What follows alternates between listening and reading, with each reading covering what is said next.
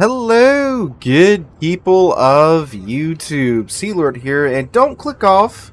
Don't click off. I know. It's the, it's the unspeakable class, right? The unmentionable class, I should say.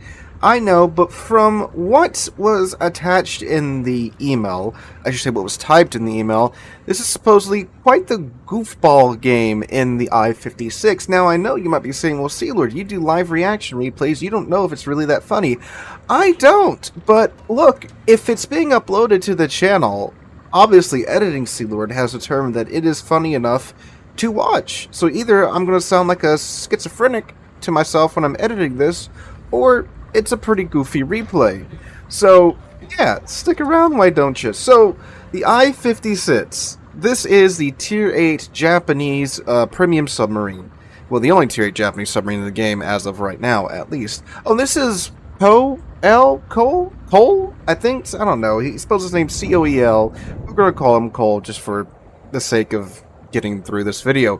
But anyway, he is in the I-56, which, again, Tier 8 Japanese submarine, and it's probably the only submarine in the game that I would say most of the players actually don't have much of a problem with, because this is, in fact, a terrible submarine in comparison to everything else, with the exception of its reload, as you see, is quite fast on her torpedo tubes in the front. Which is around a 45-second reload, to get depending upon how you want to build it. But if you notice, his dive time is non-existent here at like 2 minutes. He's already under 2 minutes, and he's barely been at periscope depth for a few seconds.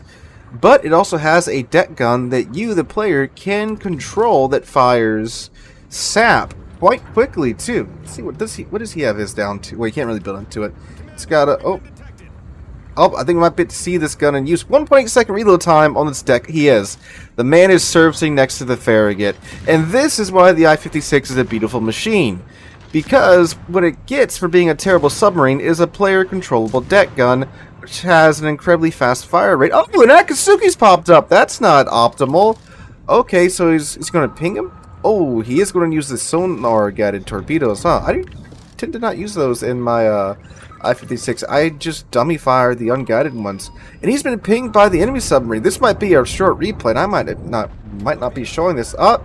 It's the ping on the Akatsuki. Gets him there, but I think... Oh, he's got Yamato on this. Oh, I think I know where this is going.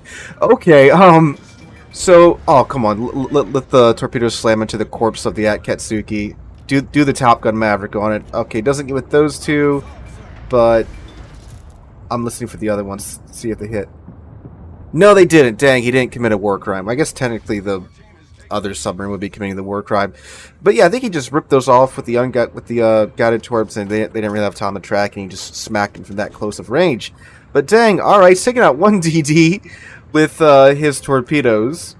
And that other, was it a Farragut? Oh yeah, look, it's the U-69 over there. The committer of the almost war crimes. The Farragut's pretty low, so if he can get him with the deck gun... Even with a torpedo, that'll be 2 kills for him, and he's about to get, not a solo cap, about to get a assistant cap ribbon here. So he's sitting in the smoke, just waiting for that Farragut to pop up. Okay, there's his torpedoes. Kiev's also over there. Belarius, Farragut, anyone? Anyone? So he's either still... Oh, nope, there he is! There he is! Get him! Oh yeah, that's just one and done. Yep, beautiful. So 2 kills already for a great total of 6,600 damage. So, oh, Ashitaka's around the corner. That's my Discord and not yours. Ashitaka's around the corner, 7.2 kilometers. He's got the dummy-guided torpedoes ready to go. Is he just going... He's not even going to submerge. He's just going to disrespect the man like this and pop up 7 kilometers away from him on the surface. I mean, I can't really blame him. The thing again has a terrible underwater time. Absolutely just dumps those torpedoes there. Alright, he does tap his C key a bit there to go down to periscope depth. No ASW aircraft. Huh, I know the Ashitaka has ASW planes. I do believe they are like the standard planes, which should put him in range, but I guess he's not looking at the minimap. Oh, you know who's definitely looking at the minimap? The Belarius. Which he didn't even touch his rudder there. Okay, so he has like some of the worst tunnel vision I've ever seen. Alright, so he's spotted. The Belarius has not touched the rudder. He's just going to sell into the... Oh, he actually does hit the Ashitaka there for 20k. That's a dead Belarius. Wow. Okay, that's someone that's going to go complain that submarines is OP, or a bot. Dang. Okay, look. A lot of times that submarines do catch people off guard. You are, admittedly, you're not, and I find myself in this situation too. You are generally distracted with tunnel vision. Oh wait, that Ashitaka is flooded. Ah, Sinop got him. But yeah, no, a lot of times you'd be surprised how much if you go back and look at the replays and you just miss those, the hints that like, hey, look, there's a sonar ping right there, there's a submarine there. But in the case of this Belarius, I mean, that's kind of like, the man was spotted, right? And he did nothing to try and avoid that. Alright, so he's got 3 kills so far, 46k. Okay, yeah, just go ahead, throw the torpedoes out of the setup. But the thing is, now he's got to get to the other side of the map to find the rest of his food, since he's, well, walked over these guys. So, yes, I do agree with Cole there. S-189 is a submarine that is inferior to the I-56. I-56 is just a goofy sub. But anyway, so yeah, now he's got to get over to the other side of the map. His team is doing quite well so far. I mean, clearly they're going to win the game. But again, what I think is the goofy part, let's just say a couple more things have to happen yet, and I think we'll see the real goofiness of it. So, what's he...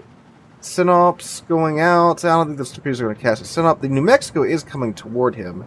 So he's got that going on. And I do often forget that that's my Discord again. Jeez, I'm popular. I do forget that the I-56's torpedoes do have 13-kilometer range, because I typically just sell up the people and pop them with it because of the quick reload. And I usually die afterwards because of the, terrible underwater speed and maneuverability of the I-56. New Mexico looks like he is turning out. He might catch a couple of these torps here. I'm not sure if it'll be enough to sink him, but with the fire coming in from the team, might actually be just on the edge of the deck gun. Wow, okay. Literally the second the thing enters the deck gun's range, Cole starts firing, proving that he is in fact God's angriest metal tube. Just open water gunboating with an I-56. Gotta love it. Oh, 289. Okay, cool. Gets the kill there for kill number 4 from the New Mexico, courtesy of the New Mexico. So now that leaves the Sinop, the Chappie, and the Salmon, and the CV, wherever he's at, for Cole left to victimize, shall we say. Chappie does take out the friendly U-69. Ooh, double sub and CV game. That's a rough one. Man, so this is why, like, Tier 6, like... You can get some really good matchmaking right now in Tier 6, Tier 7 games because of super ships and such, or you get this, right? Ooh, is he go? Ah, oh, dang, they ran out. Okay, so set up 8.6. Chappie, man, Chappie's on a tear. Just took out the Harbin now as well, so things might be turning around. Oh yeah, it actually is. Look at that, it's even now. Oh, okay, maybe this is going to be a pretty close game. Set up on the edge. Oh, never mind. The Chappie that was carrying is now dead. Sit up on the edge of the man's gun range, and there he is once again opening up with the deck gun and just gunning down a Sinop with his I-56 deck gun. Doing a grand total, okay, that's like 1,300 damage. Okay, that's 1,700 damage. Sinop is dropping his ASW, someone that remembers, to press the 4 key. That's going to hurt right on the surface. Ooh, yeah, oh, nope, and the guns. Ooh, yep. So now he's leaking. Oh, actually, no, he's not leaking oil because his damage con was running. So, okay, yep. Okay, he's been as bold as he can be, right? He's tempted fate enough. He's got to dive. Now, here comes another round of Sinop ASW. He is under the surface now. So, hey, I heard that. Was that a ping? Active. Well, that's not going to detect me. Because another thing that's bad about the I-56 is that it does not have submarine surveillance. So when you are underwater, you literally cannot see submarines. Every other submarine in the game has this. I-56 does not. So now this, is it the enemy Salmon or whatever the submarine is, he cannot see him. And that means that it's Salmon. He's way over there. Dang. Okay, he's dead now though. That was some very, very bold shots there from the Salmon. Typically, submarines you gotta get pretty close, obviously, to get the torpedoes to hit one another because they're such small ships. Alright, dumping another rack of torpedoes at the Sinop, who is still trying his best to run away. He might be about to run to the CV at the way they're going. This is typically where the enemy CV likes to hide at, around this part of the map. There's the enemy CV. Ryuja, okay. So once again, he's trying to run down the Synop and get that deck. I'm assuming he's just going to gun him down with the deck gun with the way that this match has been going, right? That would be pretty, you know, normal for the character. Oh no, Ryujo's definitely behind that island at H3. That's where the torp planes are coming from. Sure enough, he's in gun range. Gets the angle with the deck gun, and for the Emperor. Oh no, no. I think he's waiting to get in more in gun range where the shells will actually get there in time. For the Emperor? Yep, there he goes. Opens up on the Synop from 7.8 kilometers away at the edge of his deck gun's range. Now, Synop doesn't really have that much superstructure to bite into, but he is hitting those smokestacks. Alright, 454. Deck shatter, deck shatter. Up, one shell. There we go. Yamamoto popped on a sub. So what's his reload now?